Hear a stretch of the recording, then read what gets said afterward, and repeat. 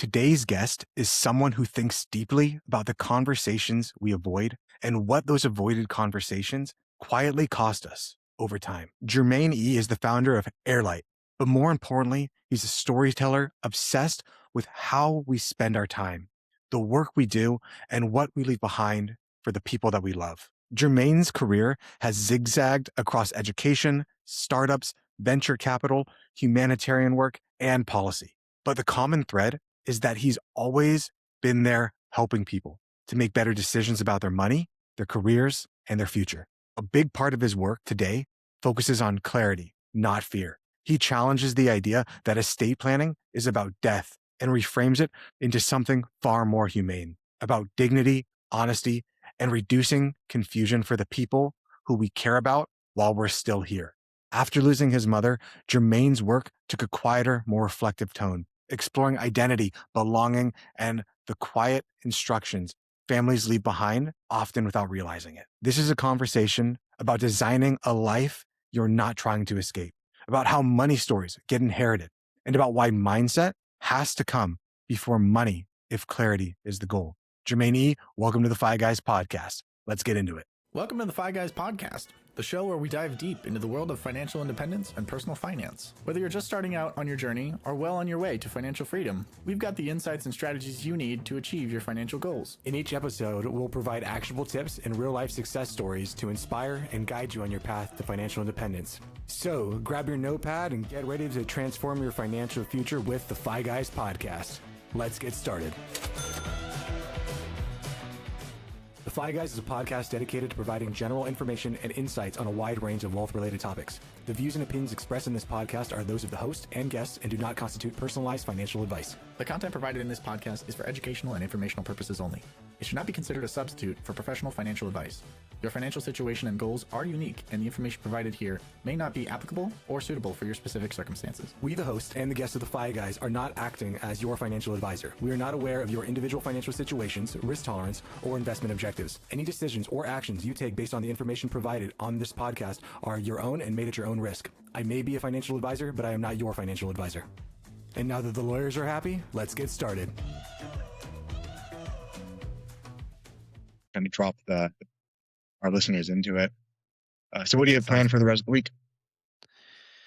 Well, it's Monday, so it's my favorite day of the week, actually, because I've been brewing up all the things I got to do on Monday. I have all these things that I want to do, and I try to not work on the weekend so much. So Monday is always the best day for me.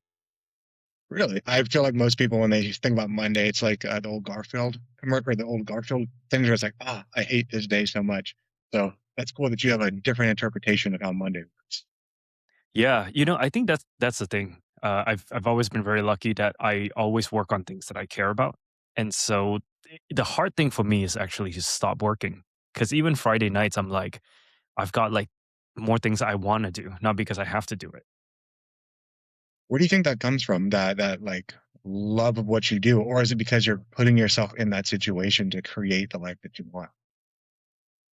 Well, I think it started at first out of circumstances. When I graduated USC, I was not qualified for any job that I wanted. And then I was either overqualified or underqualified for everything. And so it forced me to go into entrepreneurship. And in 2010, entrepreneurship as a fresh college grad, 2013, it looked like driving Uber in the morning and then working on a startup from Starbucks, because it's the cheapest coffee that you can refill, right? And I think that circumstances just pushed me into always working on something that I cared about. Because if I didn't care about it, it was super hard to keep going. I'd love to hear a little bit about your entrepreneurial journey. Like, where did it start with? What was the first thing that you got into while you were, sitting there at Starbucks with your laptop after driving Uber? Well, at that time, augmented reality was a big thing. So everyone was like VR, AR, so I was working on that. But the first entrepreneur thing was like a mixtape when I was 12 years old. So back in the days, we have cassettes, right? And you would essentially save something onto a cassette and then you cut it off at the right time and then you put the next track on. So I didn't think of it that way, but I was basically making a mixtape and designing the cover and then selling it in school, which got me into trouble. But that was like my first entrepreneur thing. Wow. And then what did you I mean, can you tell me like through the journeys of after college, like where you started to where you are now, and what is the next project that you're currently working on? It's huge. After college, I worked on so many things. I think I just zigzagged around whatever was curious, what was interesting to me at the time. And a lot of it in my 20s was also chasing what was, I think, like media landscape was like very exciting at the time. So I was chasing augmented reality. I was chasing, I was trying to get on like Forbes 30 under 30 just because, you kind of measure yourself to your surrounding, right? And we don't often think about like, why do we do some stuff? And and so if all my friends were measuring their self-worth and also their net worth, that's what I'm doing, right? And I think in the beginning it was just chasing all this tech companies. Like I want to have an article in TechCrunch that says founder of X raised X amount of money or something like that. But as I get older, those anchors of my milestones, the measuring stick, so to speak, of the milestone changes. And I'm very lucky to have this realization pretty early on in my life. And because I think I could have easily been still chasing.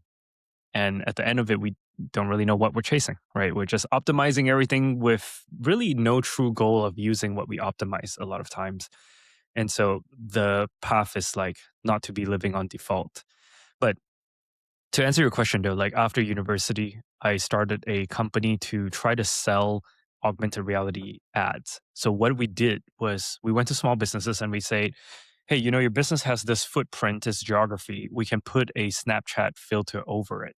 So anytime someone comes by to your business and take a picture, we're able to do like the promotions that you want and brand their Snapchat content. And so we did an agency to sell that to a lot of small businesses to the point we actually started doing, I think our biggest Snapchat filter that we worked on was a Citibank Snapchat filter for the Rose Bowl game. So, not Right. so small anymore.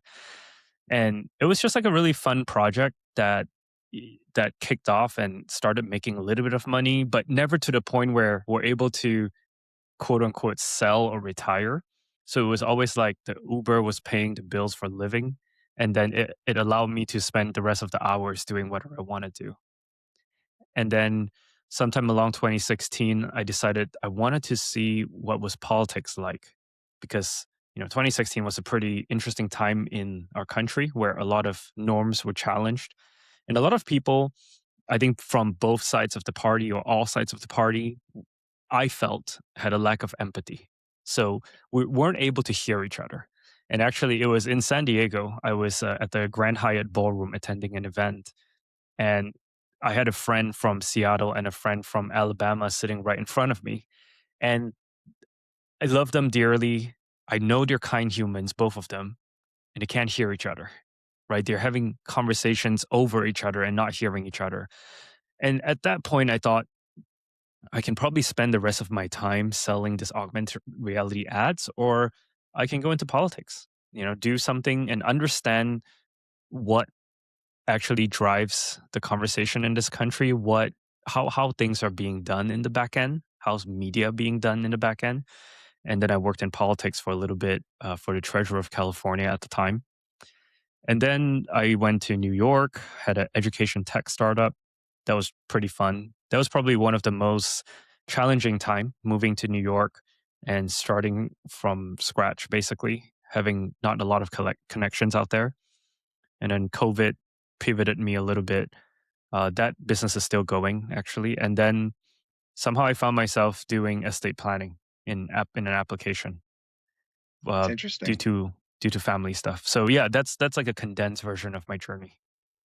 Right. I definitely want to get into your current things and the family stuff, but something that Dominic and I have been talking on the podcast a lot is about people needing to be willing to kind of start over. And I feel like a lot of people, to what you said earlier, they're on the default setting.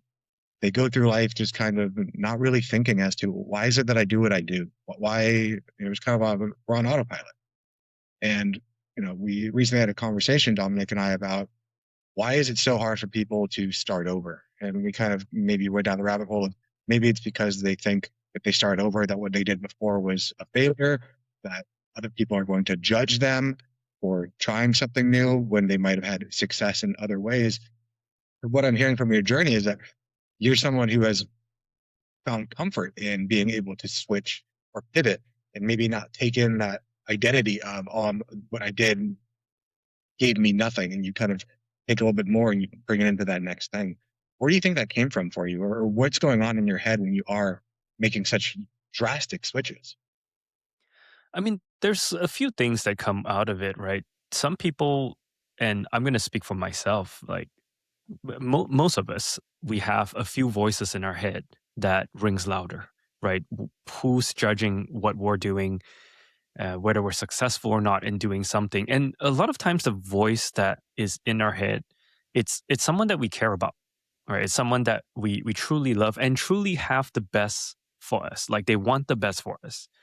But that opinion kind of shapes the way we look at everything. And oftentimes as parents, it's partners and things like that. And the one that rings the loudest for me, I think, like many immigrant firstborn son, is my father, right?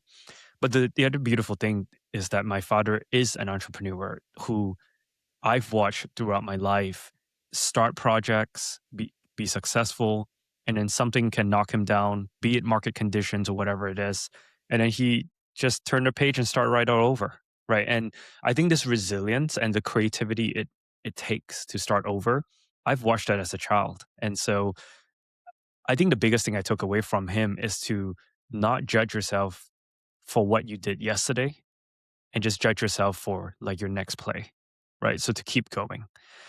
And, in doing, I know we'll talk about this a bit later, why people put things off, the important things that people put off.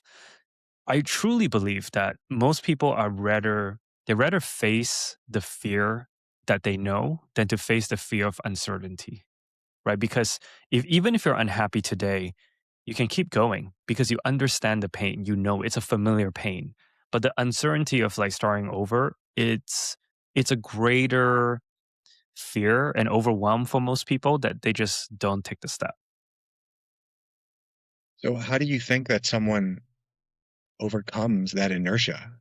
Of how do I even get started when that the fear is palpable. Something I like to say is we have this 10,000-year-old brain in this modern day body. Your brain thinks, oh, if I change, if I get outcast from the tribe, if anything goes wrong, I'm going to get eaten or die alone. When in truth, like, yeah, you might have to start over. It's going to be painful, but the chances of you dying from trying a new thing is it's pretty low in modern day. So how do people get over that hump to begin and to feel the confidence that you grew up around by just watching your father do these things?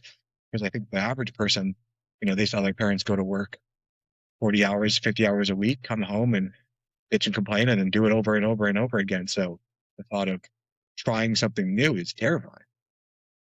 Yeah, the good thing is we live in a world where all these stories are up on YouTube, right? On platforms like this, on this podcast. So we get to look at mentors that we typically would not have the opportunity to hear from. And so I think to really audit what is the voice that is in our ears all day, what we listen to, what we consume. I think if somebody consumes the news all day, doesn't matter which side you're from, you're probably pretty anxious all the time, right? And then on the second side of it is this concept of clarity, which I know you talk about on your podcast often, right? It is the good old tried and true clarity. And how do we get there? Some of us like to journal, and for me, that's the case. So for the past 10 years, I've journaled almost every other Sunday. And even when I don't know what to write and what to journal, I just try to ground myself in what is frustrating for me. One of the questions I always ask myself is what is frustrating and what do I look forward to?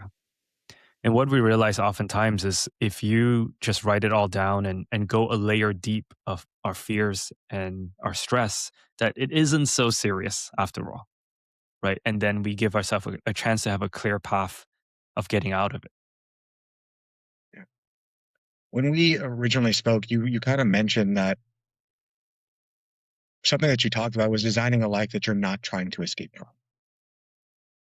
What's a sign that you have seen that someone might be trying to escape their life or stuck in their life without them even realizing that they put themselves in this like prison, that they created all the bars, they created all of the watchtowers, and now they're like saying like, I can't get myself out. Like, how does someone realize that they're even in that spot and that they have the propensity or the ability to get out of it because they put themselves Yeah, I think this concept of the golden handcuff is a very unfortunate position for a lot of people to be in. On the one hand, you people won't feel bad for you, right? To be in a golden handcuff. And to define a golden handcuff loosely, right? It's when your income is high typically relative to the place you live in, but also your expenses are very high. And to maintain that life, you're kind of handcuffed into a job that you may not be enjoying, that you're burning out. I think a lot of times people, from the trends that I see with my friends now, because I am 15 years out of university, and so I am now at the point where my friends are a few promotions in, a few job jumps in, and they're touching the C-suite, at the VP level. And this is where you get all the golden handcuffs, right? Because you're starting to introduce a home, a mortgage, and a child into your life where you feel like, I'm going to throw a random number out there. Someone's making 300 grand in California, let's say in SoCal. And, after taxes, it's not a whole lot to live on. And I think the fear of like breaking that trend and the consumerism that we live in, right? We buy a lot of things in this country. We spend so much money that the fear of losing that input far outweighs the daily burnout that we feel, the lack of motivation. And to that, I will say there is no easy answer. The first thing everybody's got to do is just to look at your calendar and look at your bank account, because it reflects what is important to you, even if we don't say so, right? It's like if you look at how you spend time and the money you spend, it reflects truly what is important to you, and you can try to adjust it a little bit. And on top of that, actually, the most important thing I think is also to reflect on who you spend time with. We have family, and everybody could say, "Oh, we this family we don't choose. They're in our life, and we always feel so negative around them, or we feel crap like after talking to them." But the truth is, yeah, we can't cut them off, maybe, but we can definitely reduce the time that we spend with them, right? And I certainly have done that. I have a really, really big family, and so I don't have any shortage of family members. Not my immediate one, but all the cousins. And it's not that I think they're bad, is that we just gotta be really aware of what is serving us and what is, serving may be a big word, but to put it simply, what is adding energy to our lives? Like how do we feel exhausted after? And I think that goes the same way as good friends, right? Some friends that I used to, I think in my late 20s, go out with a bunch of friends. And at the end of it, I would always feel I overspent. Like I didn't really want to eat that steak and have that 4 tequila shots, right? I did it because of social pressure. But it's not on them, it's on me, right? I put myself in that position knowing that every time I've been out in this group that I always feel that way. So it's taking steps to be okay, to pull back a little bit.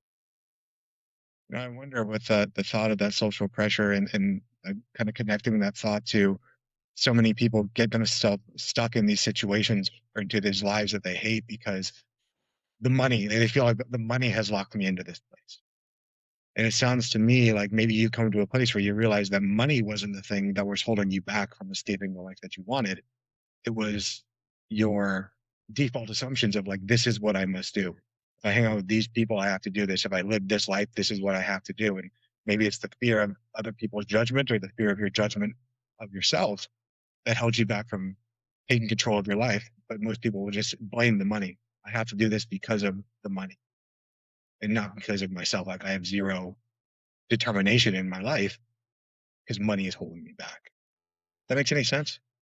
Yeah, yeah. And I think I have a lot of empathy for someone in this position, right? Because the definition of taking risks or growing out of your social circles is that there is a path forward where you're not quite belonging to the people that you want to belong with. Let's say you want to go on and start a new business, right? Your business is not quite successful yet, but your job is there where it's safe, it's your community. And that path in between these two is pretty lonely, right? Because you don't have people who understand you on why you left, and you don't have people who accepted you into this new state of your life and this new chapter of your life that you're in. And I've been very lucky because my foundation has always been a very small core group of humans, which is my siblings. There's three of them. And my parents have always been, whatever you do, as long as you give it your best, you can always come sleep on one of our couches, which again, it's a privilege that I have. But I think a it's more a mental privilege to have, to be able to find your ground wherever you are. And I think for everybody, this looks different because, what do you need to feel the most grounded? And I think I would keep it pretty narrow if I can, just to be clear and close to my heart. Could you give some examples of things that you could think of, maybe for yourself or for others, that might be able to either easily ground them or for them to? I think of the word like self-soothe. I think too many of us, like, we look for somebody else to like validate me, like make me feel better. And that works, and that works especially when you're a child, and I think that's where we all get it from. But when you become an adult, especially if you want to go down the path of entrepreneurship, or just in general, be successful or take things outside of the normal confines, or just try to be an individual, there's going to be times where people are going to look at you silly, and you're going to have to be able to self-soothe in order to get back on that horse, because it's going to buck you off over and over and over again. Yeah. So Brene Brown has this thing that she talked about on one of her many, many talks, where she said, in the beginning, when she started coming out to talk about vulnerability, somebody advised her, sorry, to say, the best way you can shut out all the noise around you is to take a very small piece of paper and write down the names of people whose opinion matters, and keep the paper small, and be very careful whose name you put on there, because sometimes even your parents' opinion may hinder you from taking a chance, for example. So that's what I did. When I started the journey, I was extremely self-aware, and to some degree I still am. I was this immigrant child who moved back. I was born in the US, but I moved back to LA when I was 15, and I had no friends, and I had this Korean looking haircut. Back in 2008, it wasn't Korean, K-pop wasn't cool yet. And so I had no friends in school. But I remember this because I remember writing down the opinions of people that matter in my life. And every time when it's something that goes wrong or difficult, I just look at it and say, that opinion, the mystery day, what are they saying to you? Actually, it's not on this list, so it shouldn't matter. Yeah. And that was like a very practical reminder for me. At some point, I put that on my home screen. But these days, as you build this muscle of getting better at filtering out people, it gets easier, right? And you start to realize that anyone who's done anything great had to tune out the world, because you got to first be different, and then you do something great, and then everybody else will come around and realize that that was the journey that you had to go on. Yeah, I feel like a lot of entrepreneurs, and I feel like I'm going through this like metamorphosis myself, and it's really hard. You go through and you have that list of piece of paper, and you have a small list of a few names, and eventually I'm finding that the list is getting smaller and smaller until it just says me. Like how do you feel about yourself when you're by yourself? And I'm kind of coming to the realization that that might be the only thing that really matters, Hmm. because going around, Yeah, yeah, yeah. I think there's also a little bit of difference with the way you grow up, right? In the Asian culture, my family's from Malaysia, and we're Malaysian Chinese, and all that really means is that we're very communal. Generational household lives in one house, and be it like what you wear, your weight, your finances, like everything is communal. And then you kind of look at the US, it's a super individual society, right? It's all about me. Like, what do I want? And at the end, it's also solo aging into the dark, right? It's like more and more people are living by themselves, in old age. And what that happens like to all of us is like there's a lot of focus on the me. And when the focus is on the me, the stress is super high because it's all about what I want. So I go back and forth on this because sometimes sometimes like I'm building a startup right now and I talk to people and I find so much energy in people's doubt when people challenge me because I feel that hero's journey. It's like, wait, I need to have a villain, right? I need to have someone who's doubting me so that it fuels my flame. But I know that for sure though, because I have people who just unconditionally believe in me or believe in that I will always try to do what is best, even if I get it wrong. So I think this, yeah, I believe it comes down to a little bit of self-awareness on the season of life that you're in. I know we talked about this and you talked about Die with Zero, the book. Hmm. And I think a lot about that because, like a younger me, I think Bill Perkins gave this example that, he went to Europe when he was 30 and he saw the backpackers and he's like, oh, I should have backpacked and stayed in hostels when I was in my 20s. And I felt that. And a lot of my friends were doing that. And I chose to work. I chose to drive Uber and work. And I had to tune out that voice. And now that I'm in my 30s, my friends who worked all their 20s, they're pretty successful now, but they're thinking about, gee, I should have had more fun in my 20s. But then my friends who had a lot of fun in their 20s, they're now a little bit behind in terms of like they can't afford a house, for example, at least not in California. And No one now can. they're like, yeah, and they're like, now maybe I should have worked harder, right? There's never like a right equation except for the one that is yours. I always feel like most people they want whatever they don't have. We're constantly seeking. Even if we made the quote unquote right choices, we're always comparing ourselves to somebody else. What conversations do you think most people are either avoiding with others or maybe even avoiding with themselves that are quietly costing them peace in their life? Ooh, I think the conversation with themselves often comes down to there's two sides of the coin.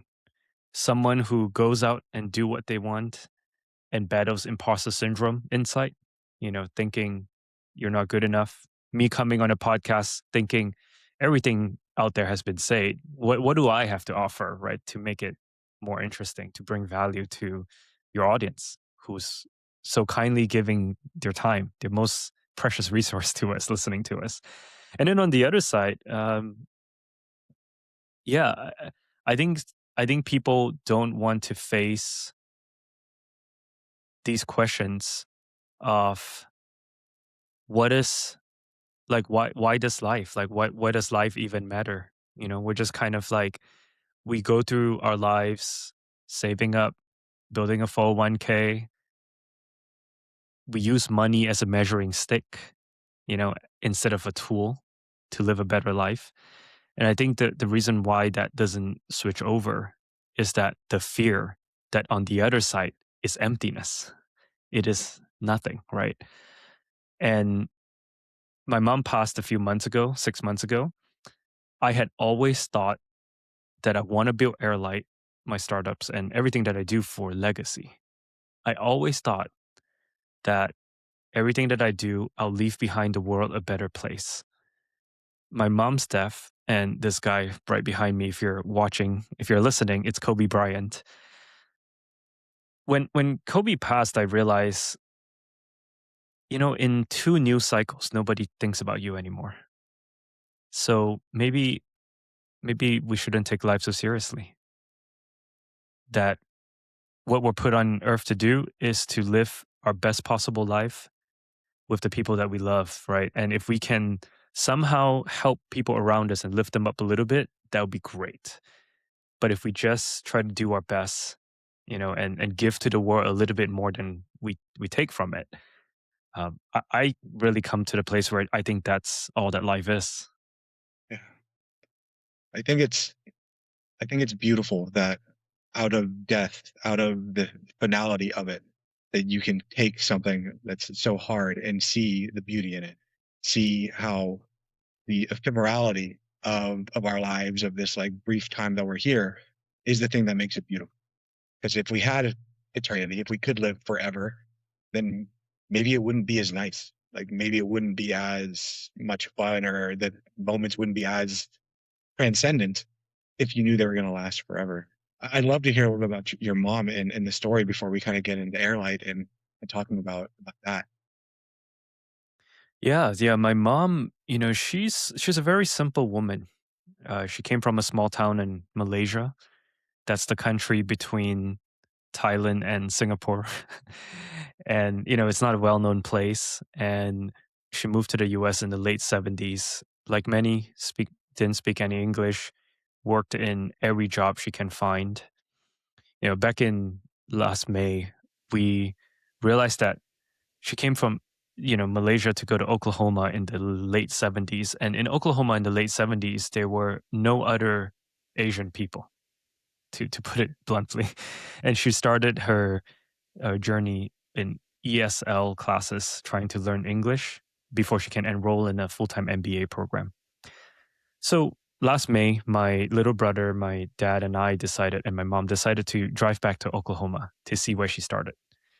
And we drove through from Kansas City down, and when we got to Oklahoma, we explored all the places that they used to live in, the restaurants that they used to work in. It didn't look the same anymore. Everything was more modernized. It's been like 35, 40 years almost.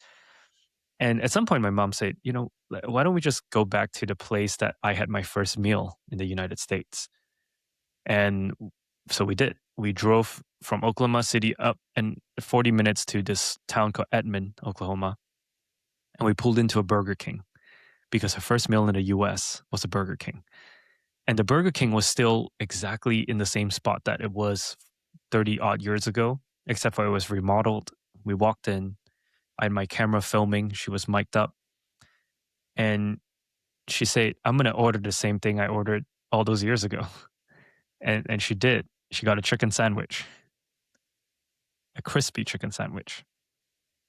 And as she got the sandwich, we sat down and I kept the camera on and I started asking her, how was it like to leave everything behind that you knew, everything that was certain, languages, family, food, and culture, music, everything that you knew, to come to a place? I mean, Oklahoma is much cooler today, I think, than it was many years ago. And that you didn't speak any of the language and look like anyone. And she's like, it didn't matter. I knew that I had to take a chance to make my life better. Like her life, to be fair, her life was great in Malaysia. Like she had a pretty good life there. But I think she knew there was something bigger that's calling her, that her potential was more.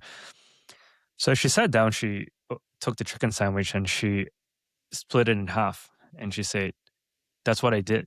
I remember clearly my first meal because I had just converted the US dollar to the Malaysian ringgit. And half a chicken sandwich was what I can afford at the time for a meal. And then I think in that moment, it finally dawned on her how far she came.